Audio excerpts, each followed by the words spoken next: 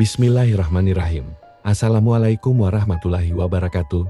Selamat datang di cerita horor kita kali ini. Semoga apa yang kita bahas hari ini dapat membawa manfaat, inspirasi, dan hikmah bagi kita semua. Jangan lupa subscribe terlebih dahulu, like, komen, dan share ke teman kalian.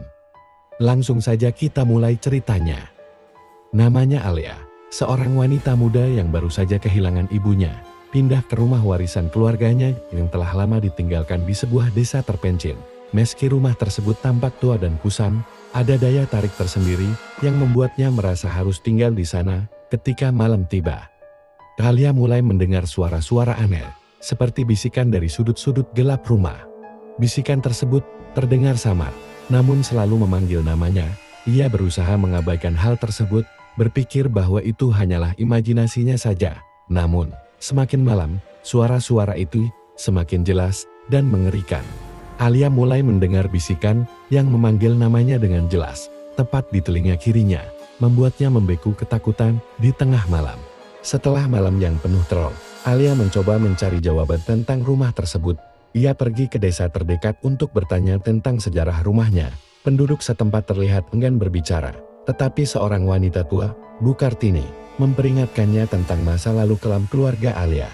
Menurut Bu Kartini, beberapa generasi yang lalu, ada tragedi misterius di rumah itu yang menyebabkan hilangnya seorang anak perempuan.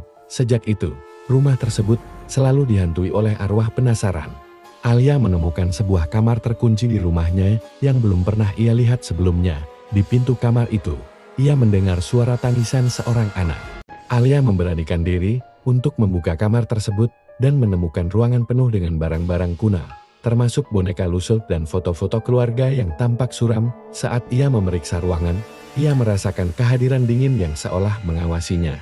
Di malam yang sama, bisikan-bisikan kembali datang, namun kali ini, suara itu semakin jelas dan berbicara dalam bahasa yang tidak ia mengerti. Alia mulai melihat bayangan seorang anak kecil berkeliaran di lorong rumah. Bayangan anak kecil itu muncul di ujung tempat tidurnya di tengah malam, membuat Alia terperangah dalam ketakutan. Alia menemukan sebuah buku harian tua yang tersembunyi di balik salah satu rak di kamar terkunci tersebut. Buku harian itu milik seorang gadis bernama Laila, yang ternyata adalah anggota keluarga jauh Alia. Dalam buku itu, Laila menceritakan tentang seorang arwah yang sering mengunjunginya di malam hari, membisikkan rahasia-rahasia mengerikan yang menghantui keluarganya. Semakin banyak Alia membaca, semakin banyak ia menyadari bahwa arwah tersebut tidak hanya mengganggu Laila, tetapi juga menginginkan sesuatu darinya. Alia menemukan bahwa arwah tersebut ingin membawanya ke tempat tersembunyi di bawah rumah, tempat di mana Laila menghilang. Alia mengikuti bisikan-bisikan tersebut ke ruang bawah tanah yang gelap dan dingin. Di sana, ia menemukan sebuah pintu rahasia yang tersembunyi di balik tembok batu. Saat ia membukanya, terungkaplah ruangan kecil yang berisi kuburan Laila, yang tampaknya telah disembunyikan selama bertahun-tahun. Arwah Laila muncul di hadapan Alia dan memohon agar ia membantunya menemukan kedamaian dengan mengungkap kebenaran tentang kematiannya. Alia akhirnya mengetahui bahwa nenek moyangnya sendiri yang menyebabkan kematian Laila demi melindungi rahasia keluarga yang kelam. Arwah Laila menghilang, tetapi bisikan itu tetap ada. Apakah Alia benar-benar terbebas dari kutukan keluarga ini?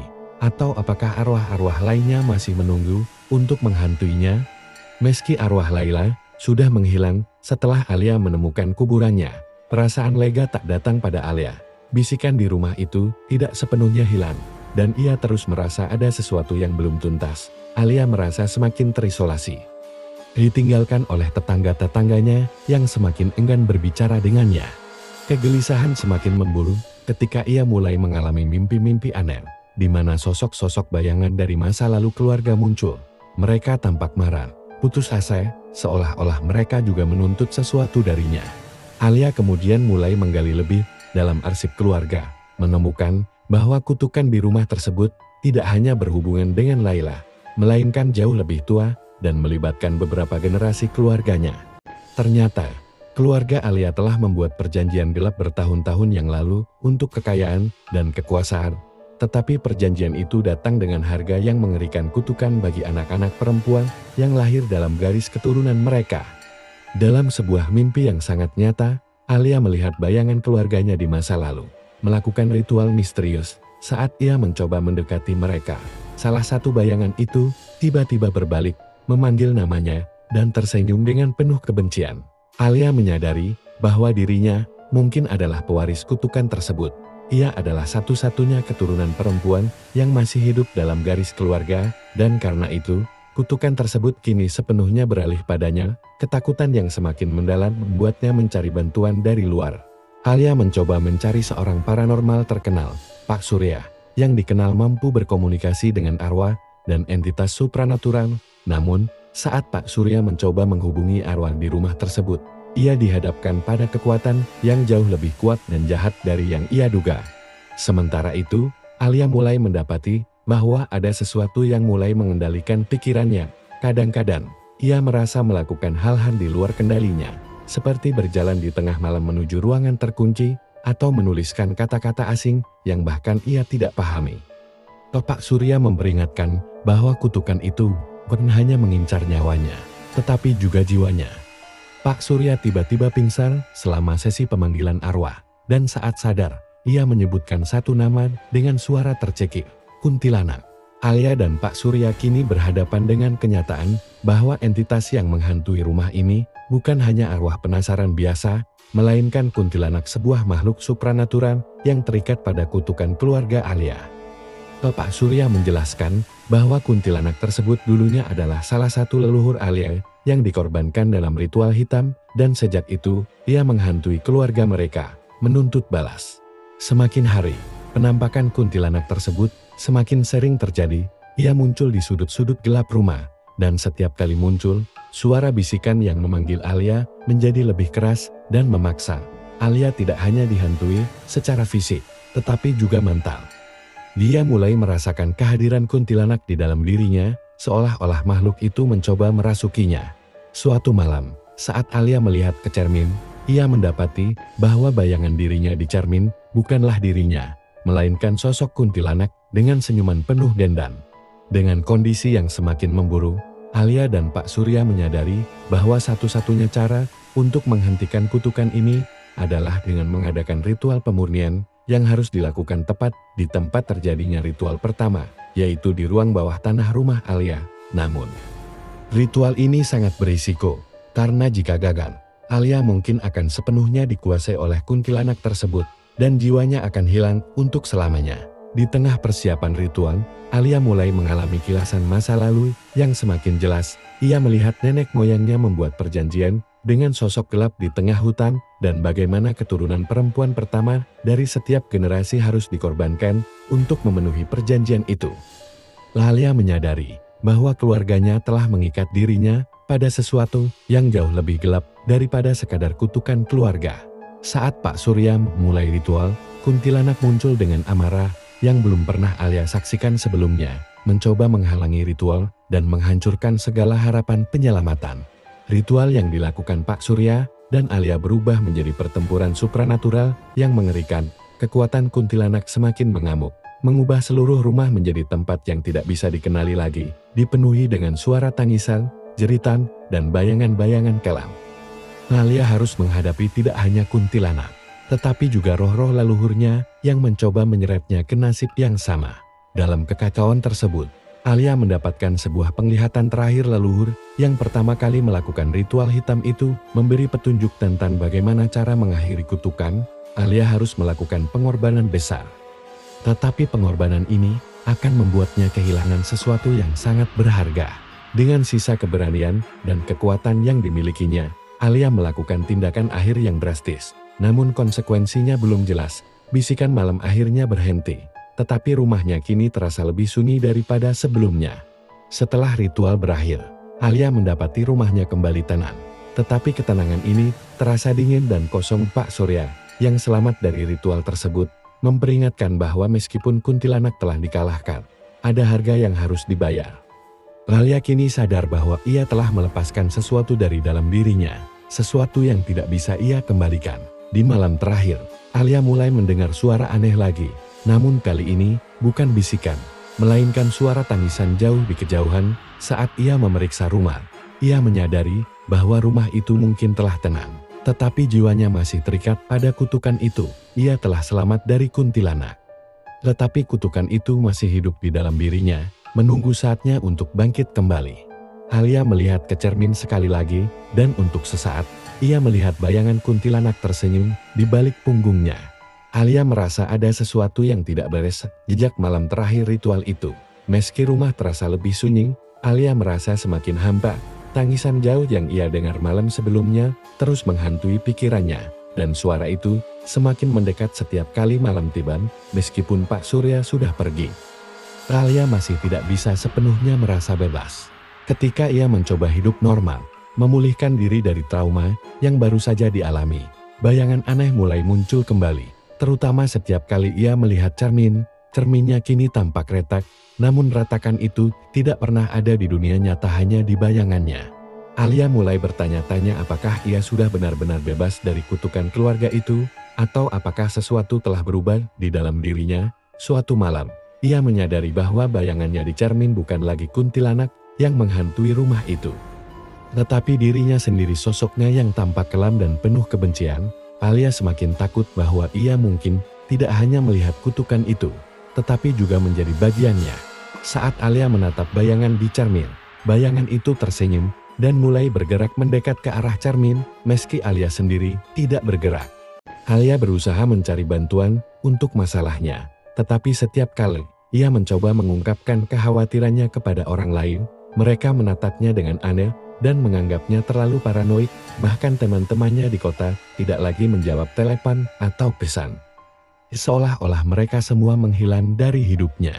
Dalam kesepian itu, Alia mulai merasakan sesuatu yang lebih mengerikan. Bayangan dirinya di cermin mulai hidup dengan caranya sendiri. Setiap kali ia berjalan melewati cermin, ia merasakan ada yang memerhatikannya. Bayangan di cermin mulai berinteraksi dengannya, meniru gerakannya. Tetapi terkadang melakukan hal-hal yang tidak dilakukan Alia di dunia nyata. Bayangan tersebut mulai membuat keputusan untuk kalian. Saat dia mencoba pergi keluar rumah, pintu selalu terkunci dari dalam, dan bayangannya di cermin tampak menatapnya dengan senyum licik, seolah-olah mencoba menjebaknya di dalam rumah. Suatu malam, Alia mendapati dirinya terbangun di depan cermin besar di ruang tamu, seolah-olah ia tertarik ke sana oleh kekuatan yang tak terlihat. Bayangan Alia tiba-tiba melangkah keluar dari cermin, berdiri di hadapannya dengan tatapan dingin dan senyum yang penuh ancaman, siap menggantikan tempatnya di dunia nyata. Bayangan Alia, yang kini berdiri di dunia nyata, tampak seperti dirinya, tetapi dengan sikap yang jauh lebih gelap dan kejam. Sosok itu bergerak cepat, membuat Alia terperangkap di rumahnya sendiri, tidak bisa keluar, tidak bisa meminta bantuan. Alia menyadari bahwa sosok itu bukan hanya refleksi dirinya, tetapi cerminan dari bagian gelap yang selalu ia coba sembunyikan emosi, rasa sakit, dan kebencian yang dibawa oleh kutukan keluarganya. Sosok bayangan itu bertekad untuk mengambil alih hidup Alia, sementara Alia merasa semakin terpojok. Sementara itu, Alia mulai mendengar suara-suara lain dari balik cermin. Ia menyadari bahwa cermin tersebut bukan hanya pantulan, melainkan portal ke dimensi lain, dunia bayangan, tempat arwah dan entitas kelam hidup. Setiap kali ia mendekati cermin, ia merasakan getaran energi gelap yang menariknya masuk. Alia harus mencari cara untuk menghentikan bayangannya, atau ia akan terjebak di dalam cermin selamanya. Alia berdiri di depan cermin besar, melihat sosok dirinya sendiri di dalam cermin yang mulai memudar. Saat ia mengulurkan tangan untuk menyentuh permukaan cermin, tangannya menembusnya, dan tiba-tiba ia tersedot ke dalam dunia yang penuh bayangan. Alia kini terjebak di dunia cermin, dunia yang tampak seperti versi gelap dari rumahnya. Semuanya terasa terdistorsi, ruangan-ruangan di rumahnya lebih besar dan lebih kosong. Dinding-dindingnya retak, dan bayangan kelam melayang di sudut-sudut gelap. Dunia ini adalah tempat di mana roh-roh jahat dan entitas kelam hidup, dunia di mana kutukan keluarganya berasal. Di dunia ini, Alia bertemu dengan arwah-arwah anggota keluarganya yang telah lama meninggal. Tetapi mereka bukanlah diri mereka yang sebenarnya. Mereka adalah bayangan dari jiwa-jiwa yang terperangkap, menunggu kesempatan untuk keluar dan kembali ke dunia nyata. Mereka mencoba memanipulasi Alia, membujuknya untuk bergabung dengan mereka. Tetapi Alia tahu bahwa jika ia menyerah, ia tidak akan pernah kembali ke dunia nyata. Di dunia nyata, bayangan Alia mulai menjalani hidupnya, mengambil alih semua yang Alia miliki, termasuk rumah dan identitasnya. Ia perlahan-lahan mulai menghapus keberadaan Alia yang sebenarnya. Alia menemukan sebuah cermin kecil di dunia bayangan. Cermin yang mungkin bisa membawanya kembali ke dunia nyata, tetapi di depannya berdiri arwah leluhurnya yang marah, menolak membiarkannya pergi. Alia harus melawan arwah leluhurnya di dunia bayangan untuk mendapatkan kembali cermin kecil yang bisa membawanya kembali ke dunia nyata. Pertempuran ini bukan hanya fisik, tetapi juga mental, karena arwah-arwah tersebut terus menggali ketakutan terdalam Alia. Memperlihatkan kesalahan-kesalahan yang dilakukan keluarganya di masa lalu, dan menekankan bahwa Alia adalah bagian dari kutukan yang tak bisa dihindari. Sementara itu, di dunia nyata, bayangan Alia semakin dalam menguasai hidupnya. Teman-temannya yang datang ke rumah tidak menyadari ada sesuatu yang salah, karena bayangan itu meniru Alia dengan sempurna. Namun, sedikit demi sedikit, perilaku bayangan tersebut semakin aneh, lebih agresif, dan mulai merusak hubungan Alia dengan orang-orang di sekitarnya. Alia akhirnya mendapatkan kekuatan untuk melawan, dibantu oleh roh-roh baik yang terperangkap di dunia bayangan. Ia harus bertindak cepat sebelum bayangannya sepenuhnya menghancurkan hidupnya di dunia nyata. Alia berhasil mengambil cermin kecil itu dan mulai memutar balik waktu di dunia bayangan. Tetapi tepat saat ia hendak kembali ke dunia nyata, bayangannya muncul di hadapannya, memegang cermin lain, bersiap melawan Alia dalam pertempuran terakhir. Alia dan bayangannya akhirnya bertarung dalam pertempuran klimaks di dunia bayangan. Pertempuran ini tidak hanya melibatkan kekuatan fisik, tetapi juga keinginan mereka untuk hidup di dunia nyata. Bayangan Alia ingin menggantikan Alia sepenuhnya, mengambil alih identitasnya. Sementara Alia bertekad untuk kembali ke kehidupannya yang sebenarnya. Selama pertarungan, Alia menyadari bahwa bayangan ini bukan hanya cerminan dari sisi gelap dirinya, tetapi juga manifestasi dari kutukan keluarga yang telah lama menghantuinya. Untuk benar-benar bebas, Alia harus menghadapi ketakutannya sendiri, menerima bagian gelap dalam dirinya tanpa membiarkannya menguasai dirinya. Dengan bantuan dari roh-roh baik di dunia bayangan, Alia akhirnya berhasil menghancurkan bayangannya, tetapi bukan tanpa harga. Cermin kecil yang ia gunakan untuk kembali ke dunia nyata retak saat bayangan itu hancur, dan Alia terlampar kembali ke rumahnya dengan tubuh yang lemah dan terluka. Alia berhasil kembali ke dunia nyata, tetapi saat ia melihat dirinya di cermin terakhir kalinya, ada sedikit retakan di sudut cermin yang tersisa tanda bahwa bayangan itu mungkin belum sepenuhnya hilang, dan bahwa kutukan keluarganya masih menyimpan misteri yang belum terpecahkan. Terima kasih telah meluangkan waktu untuk menonton. Kami sangat menghargai setiap detik yang Anda habiskan bersama kami. Jangan lupa untuk menyukai, berkomentar, dan berbagi jika Anda merasa konten ini bermanfaat. Dukungan Anda adalah motivasi kami untuk terus memberikan yang terbaik. Sampai jumpa di video berikutnya.